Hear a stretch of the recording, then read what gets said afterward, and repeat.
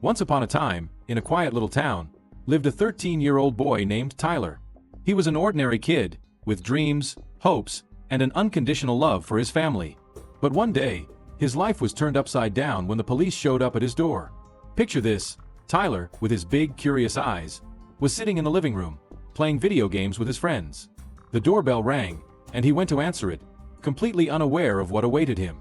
Two police officers stood at the door, with serious expressions and uniforms that seemed to swallow the sunlight. They said they needed to ask him a few questions about a crime that had taken place in town. Tyler, innocent as he was, didn't quite understand what was going on. He was taken to the police station, where the walls seemed to close in around him. The atmosphere was cold, with the smell of stale coffee and yellowed papers. He was placed in an interrogation room, where his only company was a metal table and two uncomfortable chairs. The officers began to ask questions, each one more intense than the last, about a crime he hadn't committed. They moved closer, almost invading the boy's personal space, and said, look at me, you got a problem? What's wrong?" Another officer, with a softer, yet still authoritative voice, asked, "Hey, what's wrong, honey?" Tyler, his heart pounding in his chest, didn't know what to say. He didn't understand why they were pressuring him so much. He hadn't done anything wrong. But there was a secret he was keeping, a truth he didn't want to reveal. He was trying to protect someone he loved more than himself. Meanwhile, Tyler's mother, Sharon, was at home, worried about her son's sudden disappearance. She called the police station, and upon arriving, found her son being interrogated. With a mixture of relief and indignation, she said, "I don't have a problem with him talking to you, but I'd rather be in the room because he's a minor and you're doing things behind my back." Sharon entered the room, her presence like a protective shield around Tyler. She didn't know that, before her arrival, the police had pressured her son to confess to the murder of Joey Fulgham, a crime he hadn't committed. Tyler was innocent, but he was taking the blame to protect someone. That someone was Kristi, his older sister. They had a deep connection, a bond that transcended the simple relationship of siblings. Tyler had written in a school essay, "I love my sister more than I love myself." He was willing to sacrifice his own freedom to protect her. "I just wanted her to be happy," Tyler said, tears welling up in his eyes. "He trusted her, and she took advantage of that," commented one investigator, with a hint of sadness in his voice. "She was a master manipulator," added another, shaking his head in disbelief. "The extent of what can only be described as evil." "No one suspected it," observed a third, with a perplexed look. "I said, Kristi already told us you shot Joey. Kristi's trying to pin this on you." He said, "I don't believe that," an officer recounted, frustration evident in his voice. Prosecutors charged the 13-year-old with capital murder. He was screaming, "Mommy, please don't leave me here. It was horrible. It was all to save my son's life," Sharon recalled, tears streaming down her face. Tyler's story is a lesson about unconditional love, a young boy's courage, and the importance of seeking the truth. It's a sad story, but it's also a story of hope. The truth always comes out, and Tyler wasn't alone in this battle. He had his mother, Sharon, who would fight tooth and nail to prove her son's innocence. He had friends and neighbors who knew the real Tyler, a good and honest boy. And so, the quiet little town came together to help Tyler find the justice he deserved. Tyler's story is a reminder that even in the darkest of times, the light of truth and love can shine the brightest. Tyler's story is a cry for justice and unconditional love. If you care about the truth and want to see how this battle unfolds, subscribe to our channel now.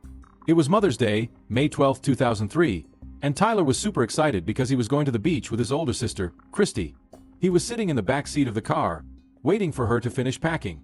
The sun was shining, seagulls soared through the blue sky, and Tyler felt the cool ocean breeze on his skin. Suddenly, he heard a loud noise coming from inside the house. He didn't know what it was, but he thought maybe something had fallen or someone had tripped. He didn't pay much attention and continued waiting for the trip, imagining the ocean waves and the smell of salt in the air. They went to the beach, where Tyler and Kristi had a blast. They built sandcastles, played frisbee, and even raced to the ocean. The sun was beginning to set when they decided to head back home, the car filled with sand and memories of a perfect day. But on the way home, Kristi's cell phone started ringing non-stop. "We were driving back, Kristi's phone rang, and people were calling her non-stop. She just got this look on her face. She said they found Joey dead," Tyler recounted, his voice trembling. Joey was Kristi's husband, and as soon as people found out he had died, everyone started looking at Kristi as the prime suspect. And you know why? Because everyone in town knew their marriage wasn't doing so well. A few years earlier, They had even appeared on a TV show called The Montel Williams Show to talk about their problems. That day, the studio was packed with curious people and cameras pointed at the couple. Kristi, with a serious expression, revealed something quite surprising. Joey's last child wasn't actually his. Montel, with his deep, authoritative voice, asked, "Your husband agreed to go ahead and, be the father of this baby?" And Kristi, with tears in her eyes, replied, "He said it didn't matter who she belonged to, that he would be her father. But, just because someone has marital problems doesn't mean they're guilty of a crime. What's the relevance to the investigation? Just because you may be a bad wife doesn't make you a suspect. Everyone's a suspect until you start ruling them out," an investigator explained, a look of determination in his eyes. So, the small town of Starkville was in a frenzy trying to figure out what had happened to Joey and who could have done it. The streets were filled with whispers and speculation, with neighbors gathering in groups, discussing the case. And Tyler, well, he was in the middle of it all, trying to understand what was happening to his family. He remembered the laughter on the beach, the happy moments with Kristi, and now, suddenly, everything seemed dark and confusing. Tyler felt a knot in his stomach, a mixture of fear, sadness, and confusion. He wanted to help his sister, but he didn't know how. He just knew that he loved Kristi more than himself and would do anything to protect her. So, Kristi was arrested quickly, but when the police started talking to her, they were surprised by what she said. Kristi basically said that Tyler did it all. She said he shot Joey, that he was really angry with Joey, a detective recounted, with a tone of disbelief in his voice. 2 days after everything happened, Tyler's mother, Sharon, took him to the police station because the police said they just had a couple of questions for him. But when they got there, the officers took Sharon out of the room and led Tyler to another room, alone. "That's when they separated us, and that's when the trouble began," Sharon said, tears in her eyes. Tyler entered the interrogation room, a cold and austere place, with gray walls and a single light bulb hanging from the ceiling, casting unsettling shadows. He sat in an uncomfortable chair, feeling the weight of the unknown on his shoulders. 4 hours, Tyler said he hadn't done anything, that he was innocent, but then the officers told him what Kristi had said. "I said no. No, no, no, no, no." And the officer leaned in and got in my face, he said. "Are you calling me a liar, boy?" And I said, "I'm not calling you a liar, but I don't think my sister would say that," Tyler recalled, his voice trembling with fear and confusion. To try to prove they were right or scare Tyler into confessing, the police brought in Kristi. The interrogation room door opened, and there she was, wearing an orange jumpsuit that seemed to swallow her small figure. Shackles and handcuffs jingled with every step she took, the sound echoing down the hall. Tyler felt a chill run down his spine as he saw her. My sister was in an orange jumpsuit and, shackles and handcuffs. And frankly, it scared the hell out of me. She was just sniffling and crying. She said, "Oh my God, Tyler, they're gonna kill me. I'm going to the electric chair. You have to help me." And I was like, I can't help. What am I supposed to do?" Tyler recounted, tears streaming down his face. Kristi, her voice trembling and eyes filled with fear, asked him to take the blame, promising that, since he was a minor, he would only get a slap on the wrist, while she could escape the death penalty. Afraid for his sister's life, Tyler agreed to her plan, but he could never have imagined how it would all turn against him at trial. He found himself in a moral dilemma, torn between his unconditional love for his sister and the truth he knew he should uphold. Tyler, his heart racing, felt like a pawn in a game he hadn't chosen to play. He knew he was doing something wrong, but the fear of losing Kristi forever consumed him. And so, the small town of Starkville found itself embroiled in a drama that seemed straight out of a movie. 13-year-old Tyler was at the center of a storm of emotions, trying to navigate a situation that seemed increasingly dark and confusing. As the officers were about to take Kristi out of the room, Tyler, with a determined look, said he was ready to talk. He wanted to help his sister, to protect her at any cost. The officers, with surprised expressions, turned on the camera and started recording what he said. The interrogation room was cold, with gray walls and a single light bulb hanging from the ceiling, casting unsettling shadows. Tyler sat in the uncomfortable chair, feeling the weight of the moment on his shoulders. Outside, his mother, Sharon, was in a state of despair, her heart pounding. She didn't know what was happening, but she felt something was wrong. Minutes later, I started looking for Tyler, and that's when I got to the door where they interrogated him and taped the confession. And they have the confession now. Even if there's some discrepancy between what Kristi and Tyler said, they have a confession. "They're safe now," Sharon said, despair in her voice as tears streamed down her face.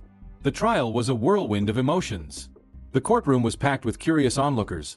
Cameras and microphones pointed at the defendant's table. When the jury handed the verdict to the judge, Tyler's lawyer, with a look of resignation, knew what it said before the judge could even open it. When the jury's verdict was returned, I saw a smile on the judge's face when he looked at the verdict.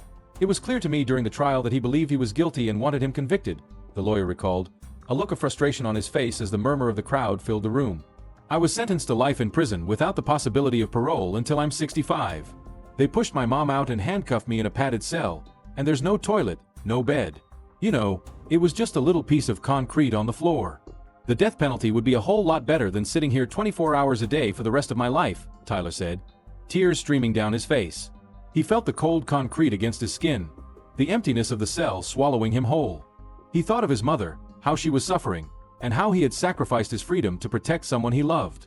The small town of Starkville, once a peaceful place, was now caught in a drama that seemed straight out of a movie. The streets buzzed with whispers and speculation, neighbors gathering in groups, discussing the case.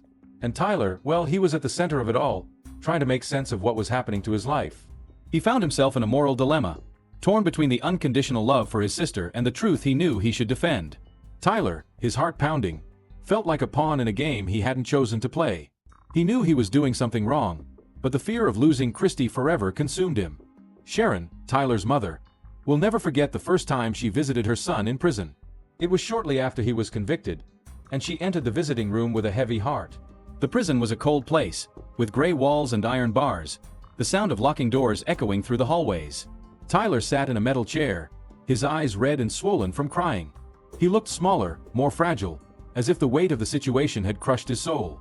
As she approached, he stood up and rushed to hug her, but was stopped by prison regulations. They sat down, a metal table between them, and Tyler began to cry again. "Mom, please don't leave me here," he said, his voice trembling. Sharon felt her heart shatter into a million pieces. She wanted to take him home, to protect him, but she knew she couldn't. It was a horrible moment, one she would never forget, one that tore her heart apart. Tyler also talked about how difficult it was for him to be in prison. He was in a small cell, with only a thin mattress and a toilet with no privacy. "That time in prison took so much from me. I saw and experienced things I don't think any child should have to go through," he said, his eyes filled with sadness. He recounted the sleepless nights, the screams and cries of other inmates, the constant fear of being attacked or bullied. He witnessed acts of violence, of despair, things no child should ever see. Even Joey's family, the one who had died, didn't want Tyler to suffer so much. They gathered in a room, expressions of sadness and regret etched on their faces. "All we wanted was to know what happened. We just wanted closure, more than to punish Tyler forever," said a relative of Joey's, tears in their eyes. They knew the pain of losing a loved one was immense, but they didn't want another family to suffer so much. They wanted justice, but not at the expense of destroying the life of an innocent young man. Tyler's story and his fight for the truth is deeply moving. "We want to know, what would you do in Sharon's place? Would you fight for your son's innocence, even in the face of so much adversity? Leave your opinion in the comments." So, Tyler spent 5 long years in prison, in a place called Walnut Grove, the largest youth prison in the United States. It was a cold, austere place with concrete walls and iron bars, where the sound of locking doors echoed through the halls. It was a very difficult time for him, but there was one person who helped him keep going. His mother, Sharon. "My mom, she's one of the strongest women I know. I knew she would never give up. In every court proceeding, she was there. Every visit she was there," Tyler said, a grateful smile spreading across his face. Sharon was a single mother and didn't have much money, so she had to make a difficult choice. If she wanted to free her son, she would have to give up a lot. "My mom literally gave up everything she had, you know, her life, her house, her husband, her financial security," Tyler recounted, tears streaming down his face. He remembered his mother's visits, the way she hugged him, even if it was only for a few minutes, and how she always brought a glimmer of hope in her eyes. "Tyler's defense was very expensive, but I liquidated everything I had, and I'll be in debt for the rest of my life," Sharon concluded, her gaze determined. She sold her house, quit her job, and even separated from her husband so she could dedicate herself exclusively to the fight for her son's freedom. She knew she was doing the right thing, but the price was high. "It was all to save my son's life. And when you're going to save your son's life, how much is your son's life worth? How much is your son's life worth?" Sharon questioned, her voice filled with emotion. She remembered the sleepless nights, the hours spent studying the case files, the meetings with lawyers, all to ensure Tyler had a chance to be free again. Over the years, Tyler's lawyer, Jim Wade, never gave up. He was a middle-aged man with a determined look and a firm voice. He did everything he could to fight the court's decision. Jim never gave up. He kept fighting even after Tyler was convicted, Sharon said gratefully. She knew Wade was the best lawyer they could have, someone who believed in Tyler's innocence. I convinced myself that there were so many errors in the trial that it would certainly be reversed, Wade explained, his expression determined. Reversing convictions in Mississippi is very rare, and to think that the second trial could have a different outcome than not guilty, that was a stretch. But Wade cared about the truth, not his odds of winning. He spent hours reviewing every detail, every testimony, every piece of evidence, determined to find the flaw that would prove Tyler's innocence. In 2007, the court's decision was overturned when he discovered that the doctor who examined Joey's body wasn't properly certified. It was a moment of relief, but also of uncertainty. At that point, the state didn't want a new trial. Instead, they offered Tyler, now 18, a plea deal to plead guilty to manslaughter, guaranteeing his release. But Tyler was innocent and ready to risk everything in a second trial to prove it. If you were moved by this story and believe that justice must be served, don't hesitate. Leave your like on the video. So, Tyler had the chance to get out of prison pretty quickly, you know? They offered him a plea deal to plead guilty to something called manslaughter, which is when someone dies, but it wasn't on purpose. If he accepted, he'd be out in a few months. But if he went to trial and lost, he'd be locked up forever. And you know what he did? He didn't take the deal. If he had taken the manslaughter plea, he would have been out of prison in just a few months. Whereas, if he went to trial and was convicted, he was looking at life. But that was the strongest indication to me that Tyler was innocent, said a legal expert. Every now and then, I run across a lawyer who is incredibly emotionally involved with their client. And I think Jim Wade is one of those, the same expert added. Jim Wade was Tyler's lawyer, and he was completely dedicated to proving Tyler's innocence. The first person Wade called to the stand was Kristi, Tyler's sister. She had already been sentenced to death in another trial 4 years earlier. I thought, now that she has nothing to lose, maybe she'll tell the truth, Wade said, a look of hope in his eyes. So, Tyler's lawyer, Jim Wade, called Kristi to the stand. He started with a very simple question. Could you state your name, please, ma'am? He asked. Kristi Fulgham, she replied, her expression serious.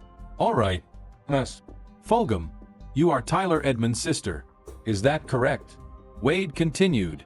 On the advice of my attorney, I'm not answering any questions, Kristi said firmly. And she's taking the fifth on all questions, her lawyer added, a look of determination in his eyes. On the other side, the prosecutor called Tyler to the stand. He asked a direct question about the confession Tyler had made earlier. Did you lie when you gave that statement? The prosecutor asked, his gaze serious. Yes, sir, I lied, Tyler replied, his voice trembling. And how did you lie? The prosecutor continued. By saying I had something to do with Joey Fulgham's murder, Tyler said, tears welling up in his eyes. Why did you lie? The prosecutor asked, a look of curiosity on his face. To protect my sister, Tyler replied, his gaze filled with sadness. Then, the prosecutor, the guy trying to prove Tyler guilty, said, it's not easy to believe that somebody that looks like him committed this crime. There's only one person in this courtroom who is an admitted liar, and that's the person sitting right there between his two attorneys. His whole defense is, I'm a liar. Folks, somebody that will lie to protect his sister will lie to protect himself. But Tyler's lawyer, Jim Wade, had a few tricks up his sleeve. He'd been preparing for 5 years and had a surprise for the court. He called Tyler and Kristi's father, Danny Edmonds, to the stand. So, Kristi came to your house, and tell the jury what y'all discussed at your house when she came there, Wade requested. She asked me for a gun. That she wanted to kill Joey. And I asked her why, and she said he was mean to her. And the kids. And I told her, I said, just leave him. And she said, no, he has a life insurance policy, Danny testified, his expression serious. Tyler's father, Danny, had tried for years to talk to the authorities and tell them what he knew. But they wouldn't listen because Tyler had confessed to the crime. Even though the Starkville police knew Kristi wanted Joey's life insurance money. I was at work, and I received a phone call from Kristi. She asked me about Joey's life insurance policy, how much it was, who the beneficiary was, an officer said, a look of surprise on his face. With a clear motive for Kristi wanting Joey dead, Tyler's lawyer, Jim Wade, thought he had convinced the jury. But the prosecutor showed them Tyler's confession and said, me and Kristi done it. Those were the words of this defendant, ladies and gentlemen of the jury. They're not mine, he argued, his gaze serious. But the problem was there was no video showing how Kristi had convinced Tyler to confess. So, Wade wanted to call a false confessions expert to explain this, but the judge said he couldn't. For Jim Wade and the defense, it was a major blow not to be able to call that expert witness on false confessions, a legal expert commented. Tyler's lawyer, Jim Wade, didn't give up. He showed the jury a video of Tyler's confession. In the confession, Tyler said he saw Joey's blood splatter on the bed after he supposedly shot him. But what the new doctor, the one the judge picked, said was that couldn't happen with such a small wound from a .22 caliber rifle. The bullet goes in and does a lot of damage inside the brain, but the bleeding doesn't start right away, the doctor explained, his expression serious. Wade then showed photos of the house where Joey was found dead. He read a police report from May 10, 2003, which stated the house was spotless, with no blood in sight and no signs that anyone had cleaned or hidden anything.